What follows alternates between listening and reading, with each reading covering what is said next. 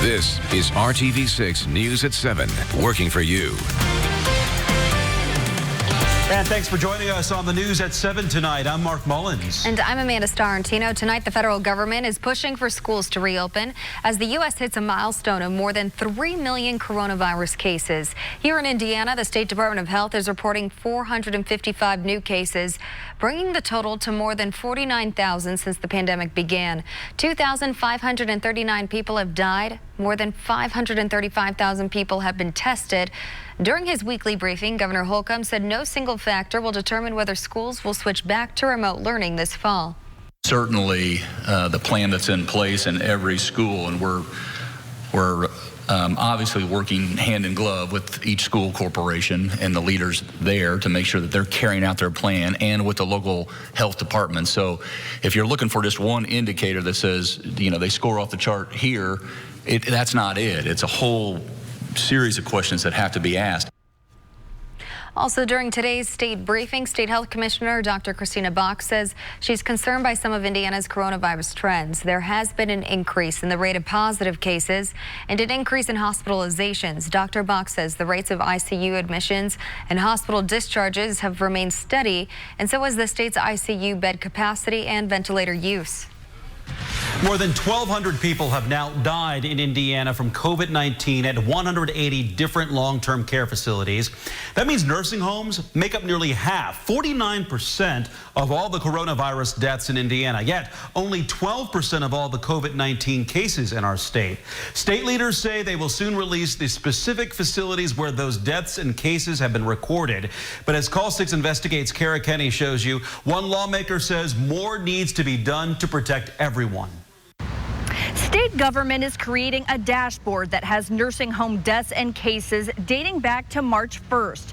But this data is only being released after Call 6 Investigates and state lawmakers fought to get it released. One state lawmaker wants to make sure this type of battle never happens again.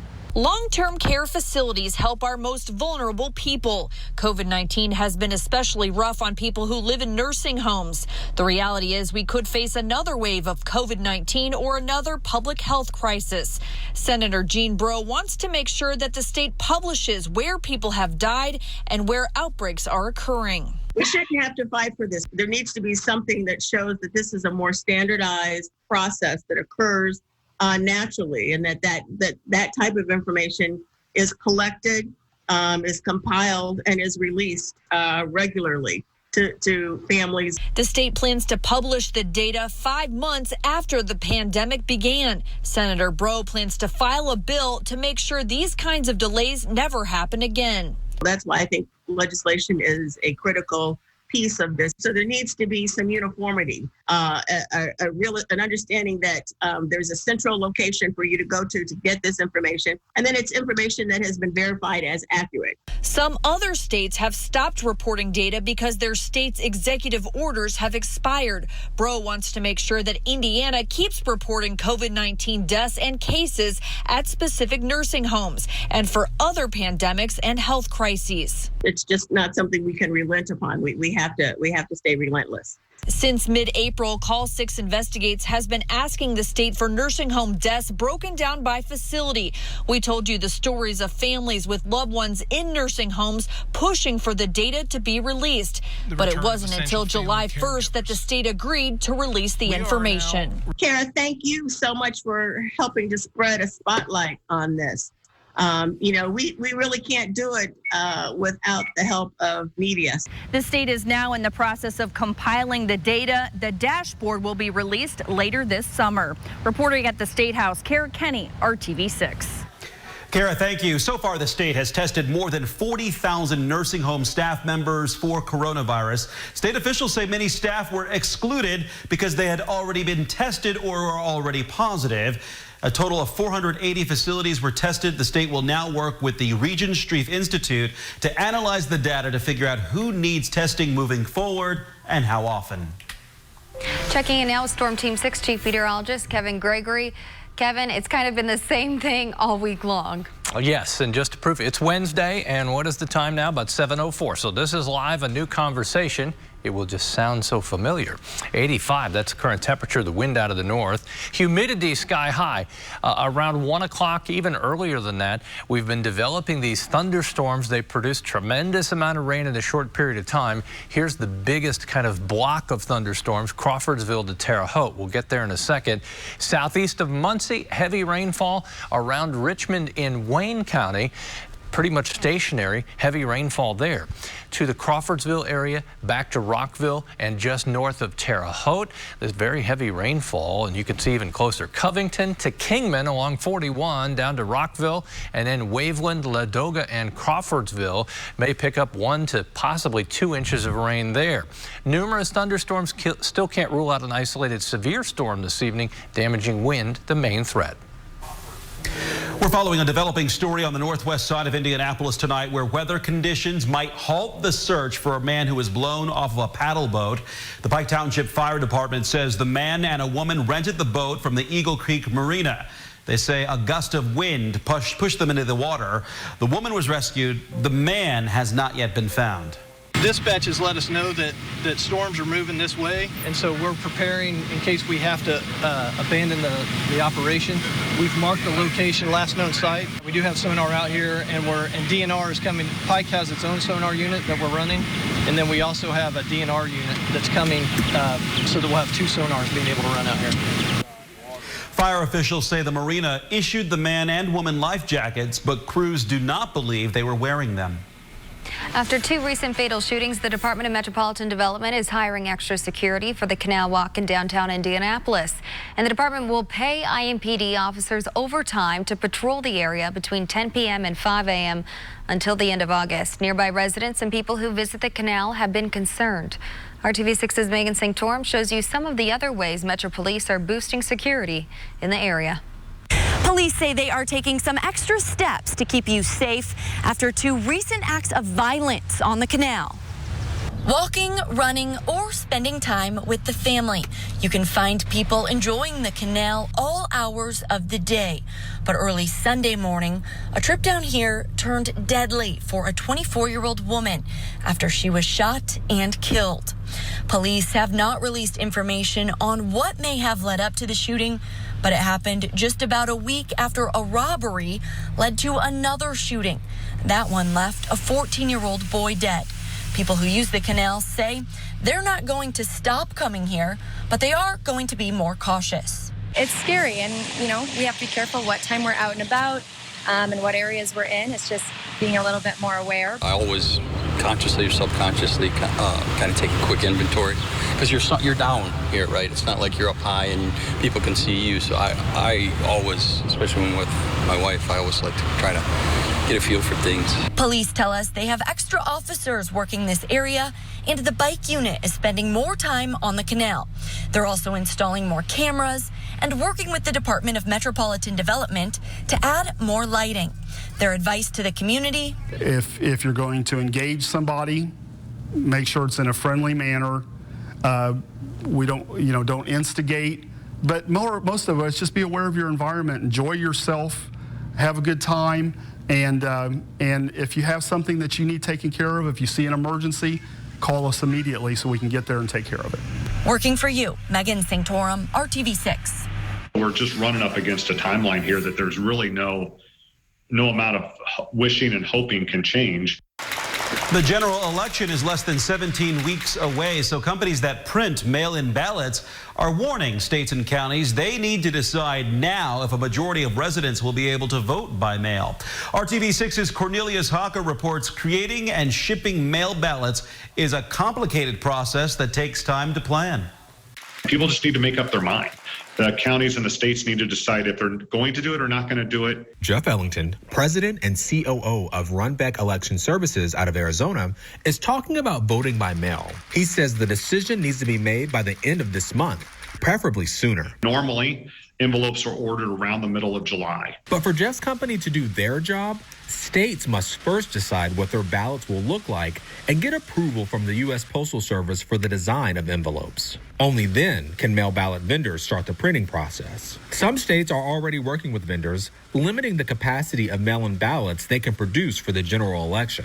We have about 2 million pieces that we can take on. 2 million pieces of mail may sound like a lot, but Jeff explains why that's not the case. When you look at counties in Texas, you look at New York City, you look at Chicago, places that can take up an entire machine with just one county coming our way, it doesn't leave a lot of room for others to make up their mind in September. Voters around the country face major challenges in this year's primary elections. There were fewer places to cast ballots in person because of the coronavirus pandemic, so some people had to wait in long lines for hours. Others were concerned to vote in person because of the threat of COVID, but had no other option.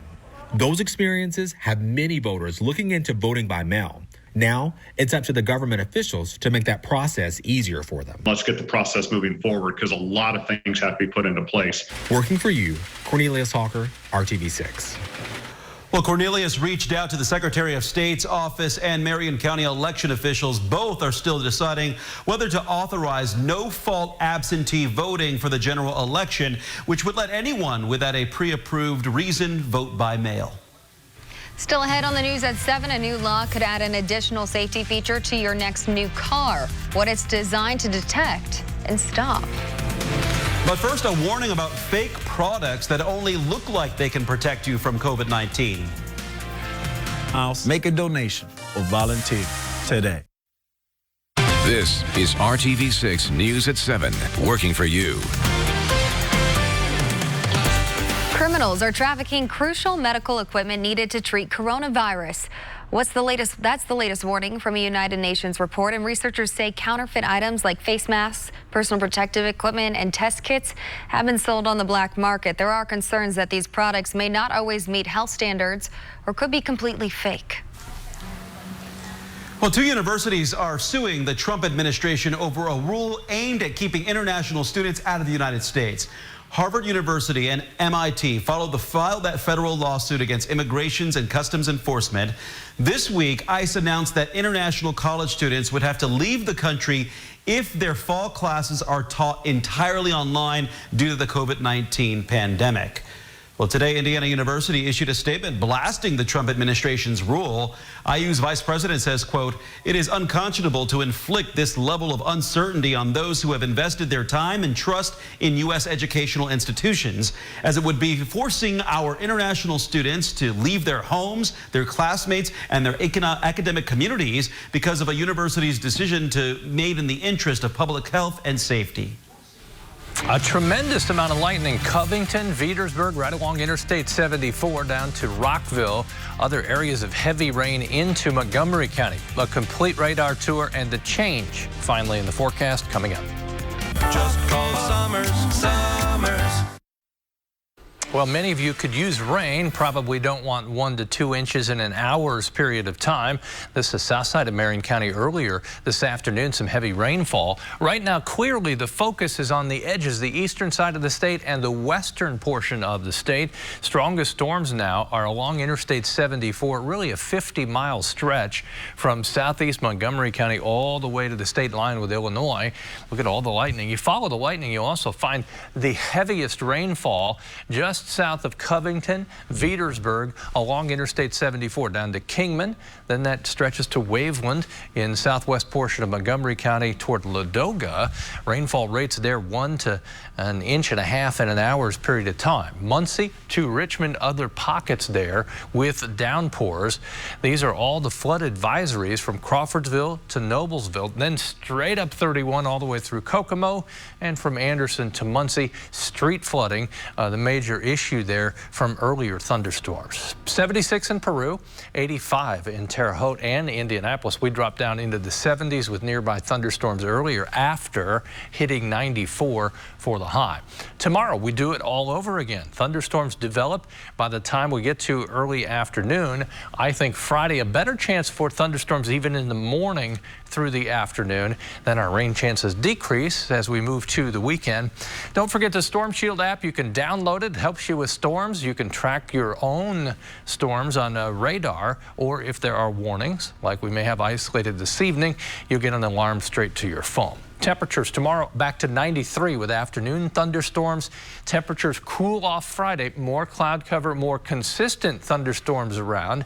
That will keep our temperatures in the mid-80s and break a string of 7 straight days with temperatures at 90 or above. There are your modest Friday temperatures. Still decent amount of humidity, so any rain would be heavy.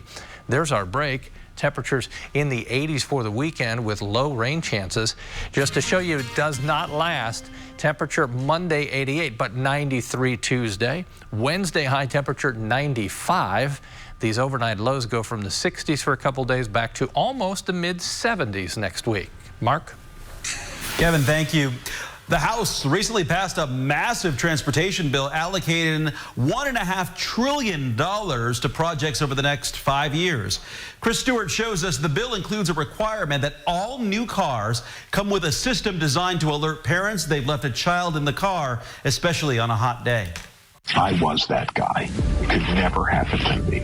I'm too smart. I'm successful. Miles Harrison talks about an event that changed his life exactly 12 years ago today, as if it were yesterday. My wife and I worked out a system, and so on this particular day, I was supposed to drop Chase off at daycare and then go into the office. Except Harrison never got off at the exit for the daycare. He worked all day, even went to lunch. Then at 5 p.m., a colleague came up to him with a strange question. And said, hey, do you have a doll in your car? And I go, a doll? And then a sinking feeling like this, oh no. Harrison's 21-month-old Chase died of a heat stroke in his car seat. I just said, I killed my son. I just said that I did it and I didn't remember. He was charged with involuntary manslaughter, went to trial and was found not guilty. But it didn't matter, he says. There were several times that I had thought about taking my own life. Harrison and his wife had adopted Chase from a Russian orphanage. After his death and in retaliation for other political issues, Russia passed a law in Chase's Russian name banning U.S. citizens from adopting. His story led to an award-winning article called Fatal Distraction and a documentary, To the Moon and Back. People stood up and clapped. And then I got up on stage. And they didn't take me. Harrison and his wife channeled their pain into advocacy, pushing for the Hot Cars Act. It would require all new vehicles come with an alarm system. The requirement is now part of the new transportation bill just passed by the House, but the Senate doesn't appear ready to pass it, leaving Harrison to continue on his crusade. Children are dying in hot cars, and it can be easily stopped. All you have to do is vote yes. I'm Chris Stewart reporting. City Furniture. Food delivery service DoorDash has introduced a new initiative to support Black-owned restaurants. The company is launching a new app feature that will highlight independent Black-owned businesses and Black entrepreneurs. These businesses will now come up when you search the phrase Black-owned, and businesses can add a banner to their pages to make them easy to identify. DoorDash is waiving delivery fees from all merchant partners in the program through the end of the year. Online dating has changed since this pandemic began, and now Tinder is also making some changes. The app just added a video dating feature that will be unlocked if both users agree. Tinder says this will allow people to get to know each other without having to exchange more personal info like email addresses and phone numbers. The feature will first be available in Colorado, Virginia, Georgia, and Illinois. An amazing cluster of lightning strikes just south of Interstate 74, south of Veedersburg, southern portions of Fountain County, northern portions of Park. You can expect 50-mile-per-hour wind gusts as well as some street flooding, potentially some hail with those storms that are now pushing severe limits. Amanda? Thanks for making RTV6 your choice for news. Our next newscast is tonight at 11. Have a great evening.